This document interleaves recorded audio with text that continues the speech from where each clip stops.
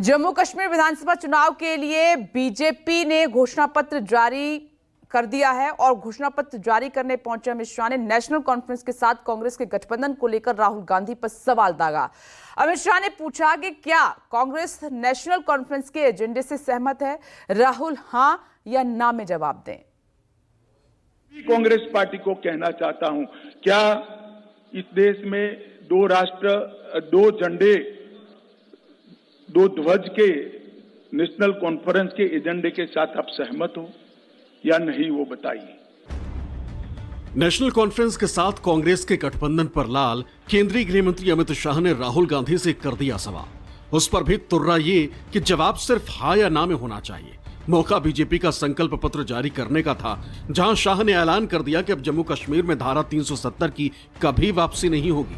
अमित शाह ने बीजेपी का संकल्प पत्र जारी करते हुए ऐलान किया कि जम्मू कश्मीर में बीजेपी की सरकार बनने पर हर परिवार की वरिष्ठ महिलाओं को सालाना 18,000 रुपए, कॉलेज छात्रों को सालाना 3,000 रुपए, 10वीं के छात्र छात्राओं को लैपटॉप और टैबलेट, उज्ज्वला योजना के तहत सालाना 2 मुफ्त सिलेंडर, अटल आवास योजना के तहत भूमिहीनों को 5 मरला मुफ्त जमीन, जेके पीएससी और यूपीएससी की तैयारी के लिए 2 साल तक 10,000 रुपए कोचिंग फीस, 5 लाख लोगों को रोजगार देने का वादा, डोडा, किश्तवाड़, रामबन, कठुआ के ऊपरी एरिया टूरिस्ट इंडस्ट्री के तौर पर अपडेटेशन, कश्मीर घाटी के गुलमर्ग और पहलगाम को मॉडर्न टूरिस्ट सिटी बनाने का वादा, श्रीनगर में तवी रिवर फ्रंट, रणजीत सागर बांध, बसोहली के लिए अलग झील विकास प्राधिकरण, जम्मू में स्पेशल इकोनॉमिक जोन के तौर पर आईटी हब बनाया जाएगा।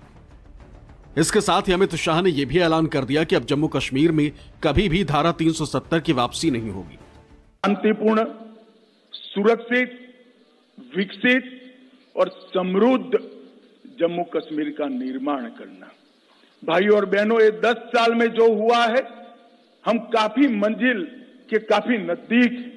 एक बार जम्मू कश्मीर की जनता का, आवाम का अगर हमें आशीर्वाद मिल जाता है तो मैं भरोसे से कह सकता हूं, भारत के बाकी हिस्सों की तरह यहां के बच्चे भी भारत के विकास में योगदान भी देंगे और जम्मू कश्मीर में सच अर्थ में स्वर्ग बनाने का काम यहीं के युवा करेंगे।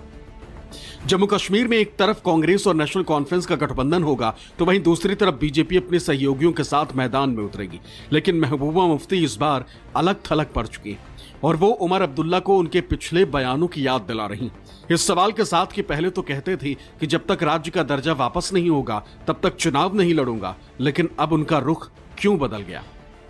उमर साहब पिछले 3-4 साल से एक ही बात दोहरा रहे थे कि जब तक जम्मू कश्मीर में स्टेटहुड वापस नहीं होगा मैं इलेक्शन नहीं लड़ूंगा, कतई नहीं लड़ूंगा। उसके बाद उन्होंने ये कहा कि यूटी में इलेक्शन लड़ना, चीफ मिनिस्टर बनना, तो मैं कल एलजी के दरवाजे पे एक चपरासी की ट्रांसफर के लिए खड़ा नहीं होना चाहता हूं।